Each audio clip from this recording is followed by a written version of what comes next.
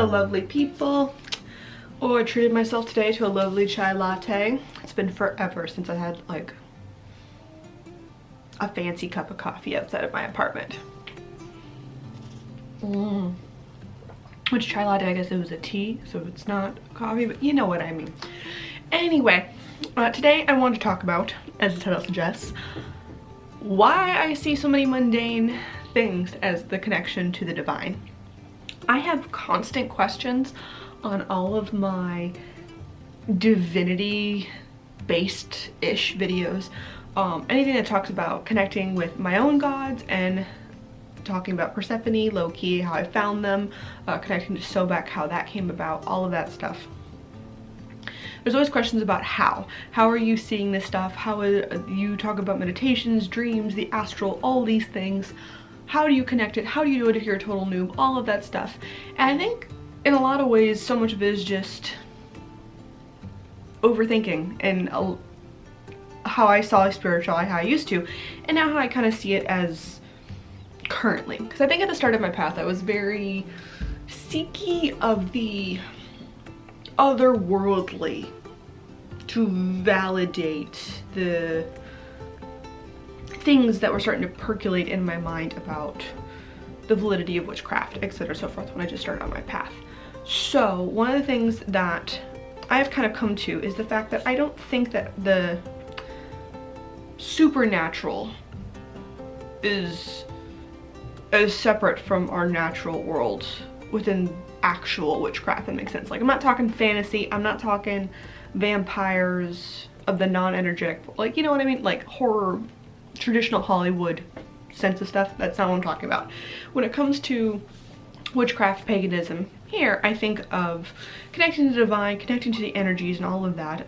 We do it almost every single day, and I think in a lot of ways people have just written it off as coincidences, or because something is mundane or occurs more frequently or is just more prevalent in our day-to-day lives, it is seen as normal and something we don't overly think about, and so therefore it is not divine in any sort of nature.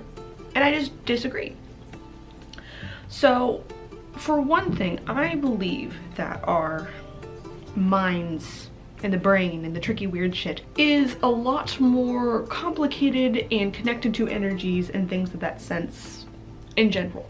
When it comes to the brain, we really do not know all that much about how it operates. I think scientists, it feels like every other year I'm like stumbling upon some article about how, oh wow, we actually found out that the brain can like relearn different sections. Like if you completely like shut off one half of a person's brain, say they get into a horrible accident or something, then actually the other parts of their brain will learn and adapt. And it seems very interesting how complex the brain is, and it's not nearly as segmented out and configured as scientists have believed beforehand.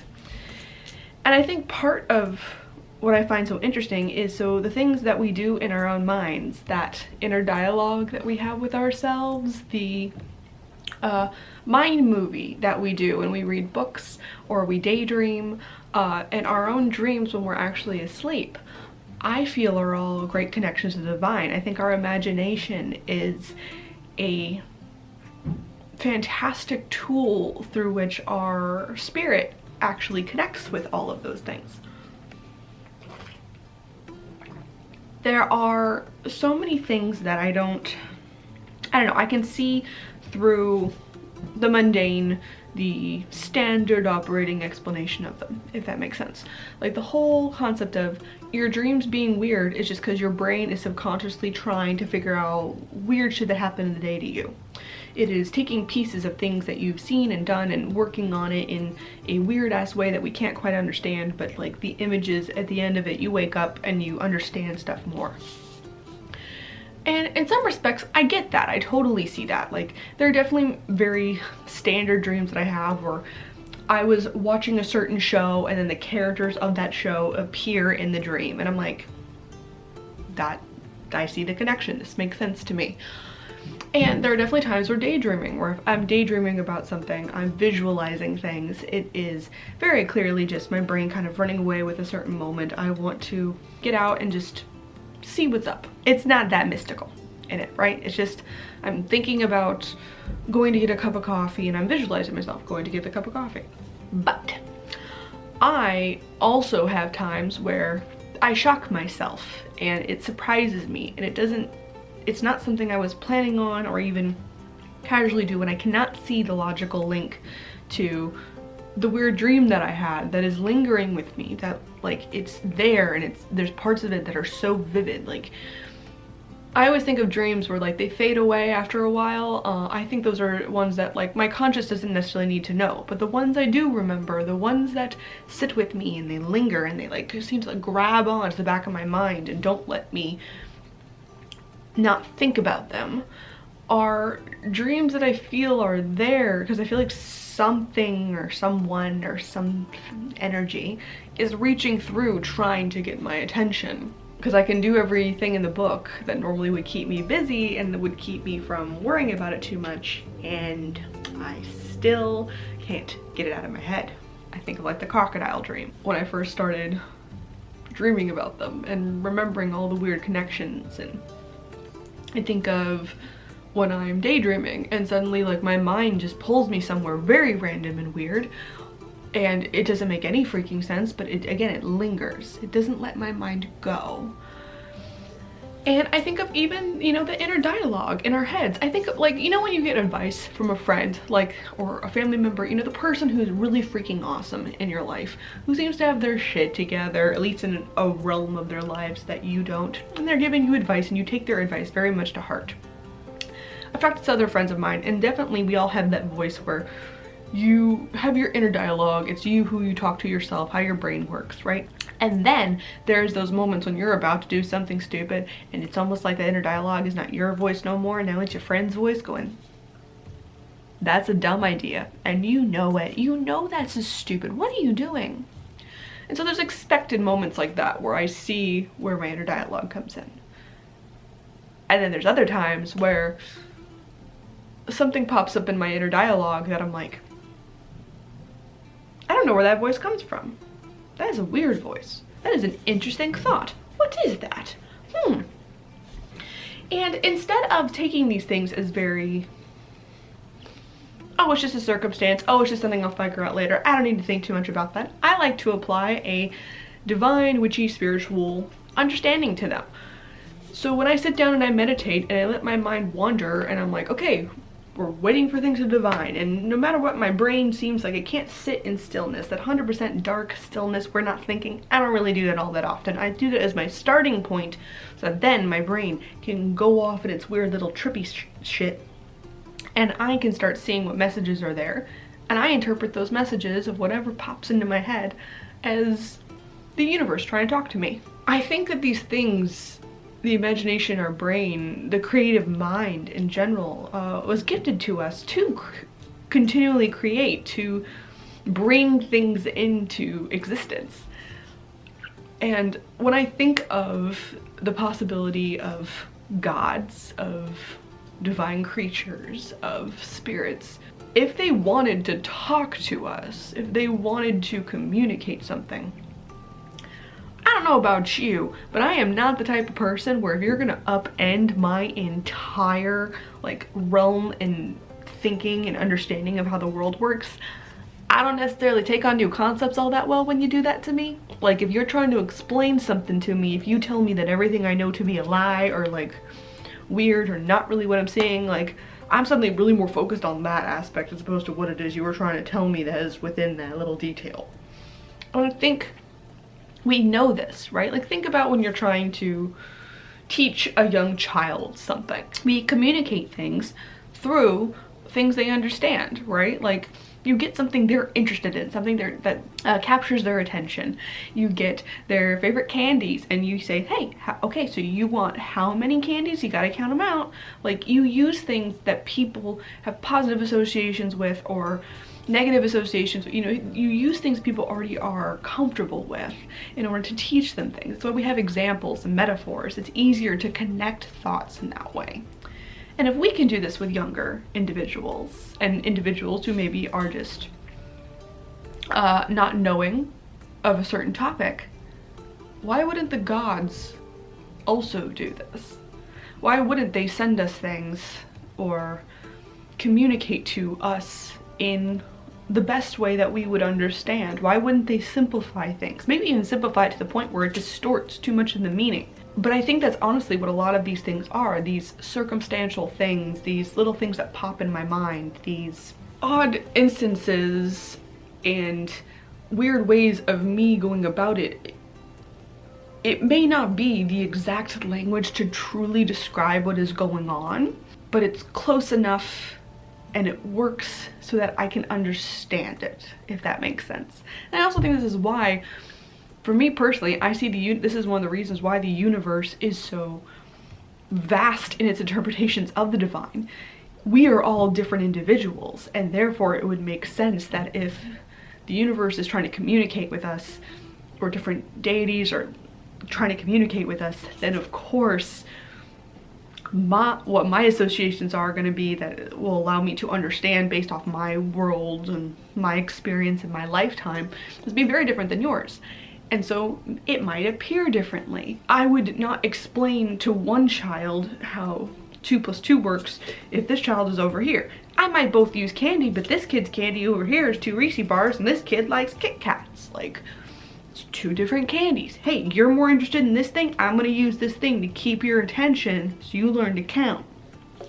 Now, these 2 children could go off without me somewhere and talk about how, no, you count with Kit Kats. No, you count with Reese's. What are you talking about? They're like, well, the lady told me you count with Kit Kats. It's like, well, the lady told me you count with Reese's. And it's like, okay, the whole point was the counting. It had nothing to do with the type of candy bar. That was just to get you people focused. You know what I mean? I feel like that's what the divine is doing so often.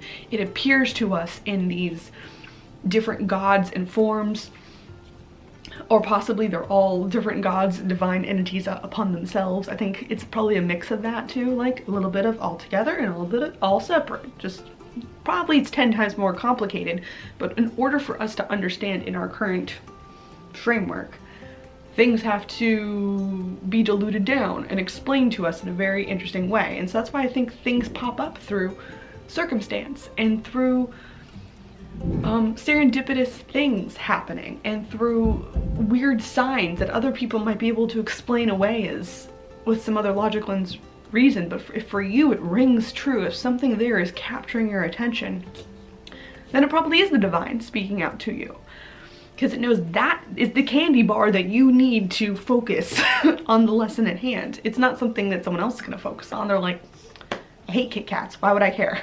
You know what I mean? This is also why I think it's so easy for anyone to connect with this stuff. It's not some like grandiose tradition in a way that you have to have like this high religious figure come and speak to you, that only they have the way. No, I think we all have the way. And even the way that he's being taught is not necessarily the way that speaks the most to me in a way that I'm ever going to understand it. I think about this how I'd read a lot of like 101 magic books over and over again, and sometimes I jump from book to book to book to book on different topics because just this writer's way of explaining something just doesn't resonate. It doesn't click. It's not that I disagree with what they're saying, it's just I don't understand it fully, and then suddenly someone else just uses just a little bit different terminology. Basically the same thing. It's all synonyms, if anything. But those words mean something to me more, and I can get it. Like, I can get it within the context of how they're phrasing a topic. Why wouldn't the divine do the exact same thing for all of us? Why wouldn't the universe come down and speak to all of us and show us energies and how things work and the weird mixing and matching of our universe in very specific ways, so individual to all of us? I think that it's just that we've taken something a little too, like the 2 kids arguing over the candy bar, if that makes sense. No, we have to do it this way, we have to do it this way. No, the whole point was the counting. Y'all are missing the point. I think that that's where a lot of disputes come over. It's all communicating similar shit, it's just the way in which it was spoken about, if that makes sense. And I think that's one of the reasons also this idea of like separating out the divine from us. Like, I think we are divine. I think we have the ability to understand just as much as other grandiose things in the universe. It's not that the young child is never going to be as smart as me. The kid might grow up to be way smarter than me. It's just that they're at the stage where they just need to learn how to count. And I think that's part of it. I feel when I think of the universe and I think of the divine and the gods, I don't necessarily feel like I'm serving or that I'm in a lower status than them. It doesn't feel like some sort of weird sectioned out thing where I will never be able to escape from this one realm. I'm trapped here. No, it feels like I'm being nurtured. It feels like I'm learning. It feels more like a student-teacher relationship where eventually, yeah, I might get on your level or maybe even advance past you. Who knows?